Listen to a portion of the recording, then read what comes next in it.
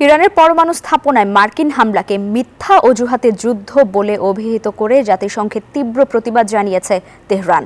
ইসরায়েলের উস্কানিতেই ওয়াশিংটন এই সংঘাতে জড়িয়েছে বলে দাবি করে উপযুক্ত জবাবেরও হুঁশিয়ারি দিয়েছে দেশটি। এরই মধ্যে মার্কিন প্রেসিডেন্ট ডোনাল্ড ট্রাম্পের মুখে শোনা গেছে ইরানের সরকার পরিবর্তনের সুর। অন্যদিকে চূড়ান্ত লক্ষ্যের দোরগোড়ায় ইসরায়েল, এমনটাই দাবি করছেন দখলদারদের প্রধানমন্ত্রী বেনিয়ামিন নেতানিয়াহু।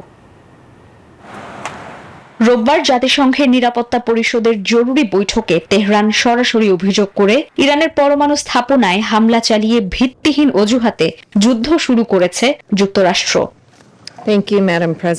জাতিসংঘে নিযুক্ত ইরানের স্থায়ী প্রতিনিধি আমির সাইদ ইরাভানি জোর দিয়ে বলেন, ইসরায়েলের মিথ্যা প্ররোচনাতেই যুক্তরাষ্ট্র এই যুদ্ধে জড়িয়েছে। আত্মরক্ষা এবং আনুপাতিক জবাব দেওয়ার পূর্ণ অধিকার রয়েছে তেহরানের। আমাদের সশস্ত্র বাহিনী আনুপাতিক প্রতিক্রিয়ার সময়, ধরন এবং মাত্রা নির্ধারণ করবে। ইরান অতীতে এর চেয়েও মারাত্মক আঘাত সহ্য করেছে, আরও শক্তিশালী শত্রুর মোকাবেলা করেছে। এবারও বিশ্ব দরবারে নিজের মর্যাদা, শক্তি ও দৃঢ়তা তুলে ধরবে ইরান। নিরাপত্তা পরিষদে ইরানে ইসরায়েলি ও মার্কিন হামলার তীব্র নিন্দা জানিয়েছে রাশিয়া ও চীন। জাতিসংঘের মহাসচিব আন্তোনিও গুতেরেসও এই হামলাকে বিপজ্জনক মোড় হিসেবে আখ্যায়িত করেছেন। ইরানে মার্কিন হামলার পর সে দেশের শাসন ব্যবস্থা পরিবর্তনের ইঙ্গিত দিয়েছেন মার্কিন প্রেসিডেন্ট ডোনাল্ড ট্রাম্প। ইরান যদি আবার মহান হতে না পারে, তাহলে কেন সেই শাসন ব্যবস্থা বদলানো যাবে না? ট্রুথ সোশ্যালে এমনটাই প্রশ্ন তুলেছেন তিনি। বান্ডেল থাকলে প্রতি সেনমানিতে টাকা বাঁচবে। বিকাশ সেনমানি বান্ডেল কিনে জিতুন প্রতি লেনদেনে।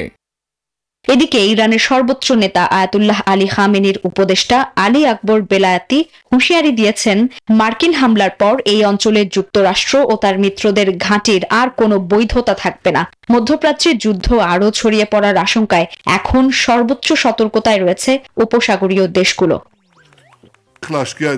অপরদিকে ইসরায়েলের প্রধানমন্ত্রী বেনিয়ামিন নেতানিয়াহু দাবি করেছেন, ইরানের পরমাণু কর্মসূচি এবং ব্যালিস্টিক ক্ষেপণাস্ত্রের হুমকি মোকাবেলায় চূড়ান্ত লক্ষ্যের খুব কাছাকাছি তারা।